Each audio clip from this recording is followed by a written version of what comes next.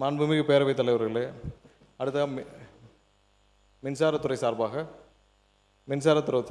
மானிக்க கோரிக்கை.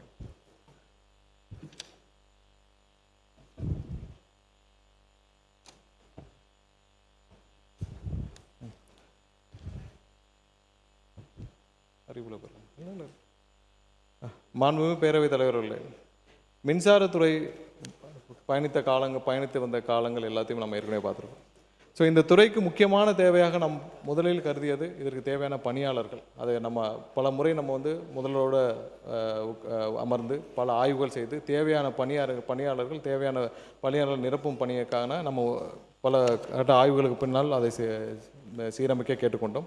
அது இல்லாமல் இன்ஃப்ராஸ்ட்ரக்சர் விஷயங்களில், அதாவது சப்ஸ்டேஷன்ஸு, அது இல்லாமல் நம்மளுடைய டோட்டல் டிரான்ஸ்மிஷன் கெப்பாசிட்டி அதையும் அதிகரிக்கிறதுக்கான பல திட்டங்களை நம்ம ஆராய்ந்து தேவையான ஆய்வுகளை செய்து அதற்கும் முறையான அறிவிப்புகளை நம்ம பலவற்றை முதலிடம் கேட்டிருக்கிறோம். பலவற்றை இங்கே அறிவிப்புகளை கொண்டு வருகிறோம். 2 மாதங்கள் 500 யூனிட்டுக்கு வரை பயன்படுத்தும் வீட்டு மின் நுகர்வோருக்கு 20 யூனிட் வரை கட்டமில்லா மின்சாரம், ரெனியூபிள் எனர்ஜி திட்டம் ஊக்குவிப்புகள், 2031க்குள் 20,000 EV சார்ஜிங் ஸ்டேஷன்ஸு, அடுக்குமாடி குடியிருப்புகள் வாகனம் சார்ஜிங் வசதிக்காக 50,000 ரூபாய் வரை மானியம், 24 மணி நேரம் சீரான மின்சாரம், ரூஃப்டாப் சோலார் திட்டத்தில் மாநில அரசின் மானியம், மின் பகிர்மான துறை சீர்திருத்தங்கள் மற்றும் 2031க்குள் மொத்த மின் உற்பத்தியில் 50% புதுப்பிக்கத்தக்க எரிசக்தி. இதன் அடிப்படையில் மின் கட்டமைப்பை வலுப்படுத்துதல், புதுப்பிக்கத்தக்க எரிசக்தி உற்பத்தியை அதிகரித்தல், தொழில் வளர்ச்சிக்கு ஆதரவளித்தல், EV சார்ஜிங் கட்டமைப்பை வலுப்படுத்துதல், மின்துறையில் நவீனப்படுத்தல் உள்ளிட்ட பணிகளை அரசு மேற்கொண்டு வருகிறது. மாண்புமிகு பேரவைத் தலைவர்களே, அரசின் செலவு அதன் வருவாயை விட அதிகமாக இருக்கக்கூடாது. நிதி ஒழுக்கமே நல்லாட்சிக்கு அடித்தளம் என்ற பொருளாதார அறிஞர் ஆடம் ஸ்மித் அவர்கள் வலியுறுத்துகிறார். ஆனால் 2016 முதல் 2021 காலகட்டத்திலான மின்சார வாரியத்தின் நிதி நிலைமையை பார்த்தால் மொத்த வருவாய் 3,20,140 கோடியாகவும் செலவினம் 3,78,674 கோடியாகவும் இருந்துள்ளது. அப்போது நிதி பற்றாக்குறை ரூபாய் 58,534 கோடியாக இருந்துள்ளது. இதுவே 2021 முதல் 26 வரையிலான காலகட்டத்தில் மின்சார வாரியத்தின் மொத்த வருவாய் 4,97,996 கோடியாகவும் செலவினம் ரூபாய் 5,32,443 கோடியாகவும் நிதி பற்றாக்குறை ரூபாய் 34,447 கோடியாகவும் இருந்துள்ளது. இதுதான் இதுவரை மின்சார வாரியத்தின் நிலை. 2022 மின் கட்டணம் 30% உயர்த்தப்பட்டது. 2023 2.18% உயர்த்தப்பட்டது. 2024 4.83% உயர்த்தப்பட்டது. 2025 3.16% உயர்த்தப்பட்டது. ஆனால் இந்த வருடம் மின்சார கட்டணம் எந்த வகையிலும் உயர்த்தப்படவில்லை என்பதை குறிப்பிட்டுள்ளோம். எனினும் 2021 முதல் 26 வரையிலான காலகட்டத்தில் மட்டும் 87,399 கோடி கடன் பெறப்பட்டுள்ளது. 31/3/2026 நிலவரப்படி மொத்த நிலுவைக் கடன் 2,47,130 கோடியாக உள்ளது. இப்படி கடன்களை உயர்த்தி மின் கட்டணத்தையும் தொடர்ந்து உயர்த்தி மின்சாரத்துறையை மிகவும் இக்கட்டான நிதி நிலைமையில் விட்டு சென்றுள்ளது கடந்த திமுக அரசு.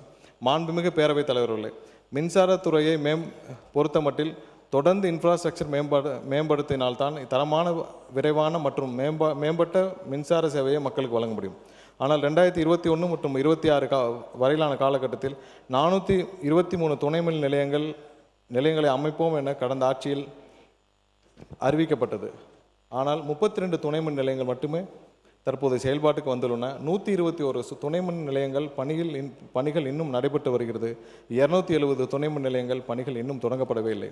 அதாவது அறிவிக்கப்பட்ட 423 துணைமின் நிலையங்களில் 32 மட்டுமே செயல்பாட்டுக்கு வந்துள்ளது என்பதுதான் இன்றைய நிலை. மாண்புமிகு பேரவைத் தலைவர்களே, மின்சாரத்துறையில் இன்னொரு முக்கியமான பிரச்சனை பழமையான மின் கட்டமைப்பு. அதாவது 400 kVA துணைமின் நிலையங்கள் 20இல் 2 மிகவும் பழமையான மின் கட்டமைப்புகளாக உள்ளது. அதே இதில் 230 kVA துணைமின் நிலையங்களில் 118இல் 47, 110 kVA மின் துணைமின் நிலையங்களில் மொத்தம் 970இல் 449, 33 kVA மொத்தம் உள்ள 797 துணைமின் நிலையங்களில் 184 பழமையாக உள்ளது. ஆக மொத்தம் 682 துணைமின் நிலையங்கள் 25 ஆண்டுகளுக்கு மேலே பழமையானவைகள் உள்ளது. மொத்தமுள்ள 4,47,603 டிஸ்ட்ரிபியூஷன் டிரான்ஸ்ஃபார்மர்ஸ்களில் 42,808 டிரான்ஸ்ஃபார்மர்கள் 25 ஆண்டுகளை கடந்தவை. இந்த பழமையான மின் கட்டமைப்புகளை ஒரே நேரத்தில் புதுப்பிக்க முடியாது. கடந்த காலத்தில் அவற்றை முறையாக கண்டறிந்து முன்னுரிமை அடிப்படையில் புதுப்பிக்கும் பணிகள் நடைபெறவில்லை.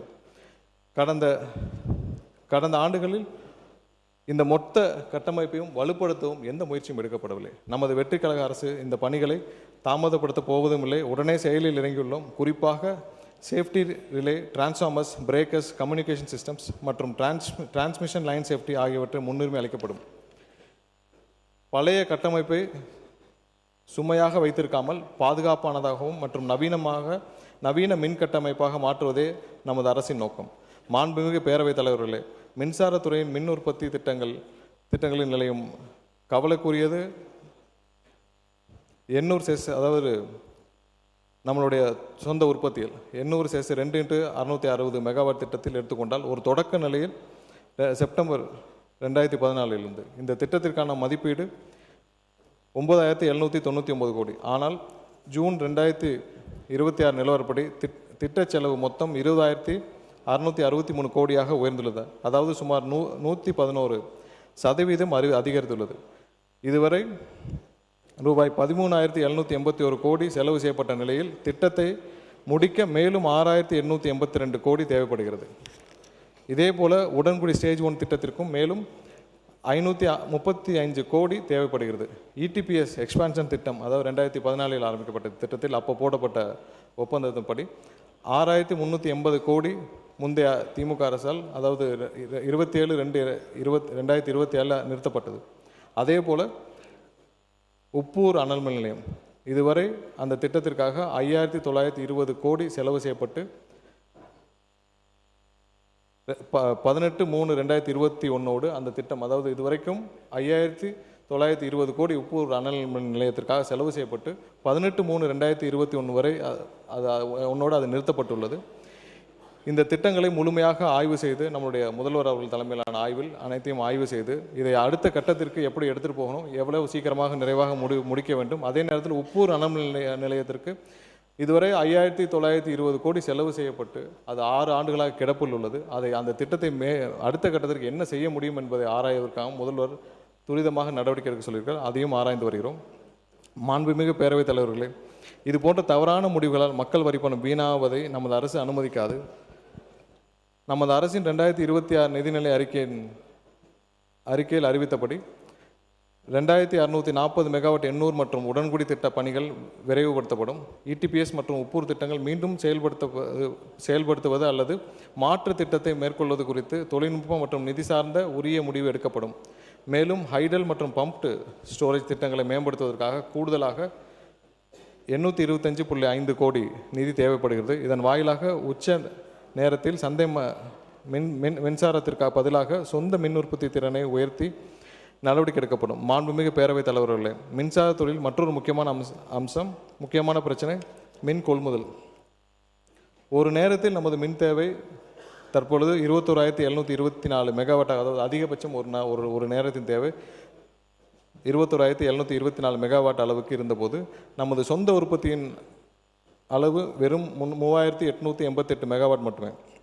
இதனால் வெளி மாநிலங்கள் மின் நிலையங்கள், தனியார் நிறுவனங்கள், ஒப்பந்தங்கள் மற்றும் ரெனியூபிள் எனர்ஜி உள்ளிட்ட வெளி ஆதாரங்களை அதிகமாக நம்ப வேண்டிய சூழ்நிலை உள்ளது. கோடை காலத்தில், அதாவது கடந்த 2025 மே குறுகிய கால மின் கொள்முதல் மற்றும் சந்தை கொள்முதல் மூலமாக 2,737 மில்லியன் யூனிட் மின்சாரம் வாங்கப்பட்டது. இதற்காக சுமார் 2,369 கோடி செலவு செய்யப்பட்டுள்ளது. குறைந்த விலையில் நீண்டகால மற்றும் நடுத்தர கால மின் கொள்முதல் ஒப்பந்தங்களை முன்கூட்டியே மேற்கொள்ளாததால் அதிக விலை கொண்ட ஷார்ட் டேர்ம் மற்றும் மார்க்கெட் மின்சாரத்தை நம்ப வேண்டிய நிலை ஏற்பட்டது. மாண்புமிகு பேரவைத் தலைவர்களே, இந்த நிலையை நமது அரசு மாற்றி வருகிறது. புதிய நீண்டகால மற்றும் நடுத்தர கால ஒப்பந்தங்களின் மூலம் ஒரு யூனிட் மின்சாரத்தை சராசரியாக 6.63 ரூபாய் விலையில் பெற முடியும் என மதிப்பிடப்பட்டுள்ளது. அதே 940 மில்லியன் யூனிட் மின்சாரம் சந்தையில் வாங்குவதற்கு பதிலாக இந்த முறையை பயன்படுத்தினால் மாதத்திற்கு 215 கோடி வரை தற்பொழுது வரை சேமிக்க முடியும் என மதிப்பிடப்பட்டுள்ளது. எனவே இனி லாங் டேர்ம் பர்ச்சேஸ் அக்ரிமெண்ட்ஸ் மூலம் குறைந்த விலையில் மின்சாரம் வாங்கி மக்கள் வரி பணத்தை சேமிப்பதே இந்த அரசின் நோக்கமாக இருக்கும். பிளே ஸ்டோர் மற்றும் ஆப் ஸ்டோரில் இருந்து பாலிமர் செயலியை QR கோடு மூலம் பதிவிறக்கம் செய்யுங்கள். செய்திகளை உடனுக்குடன் பெறுங்கள்.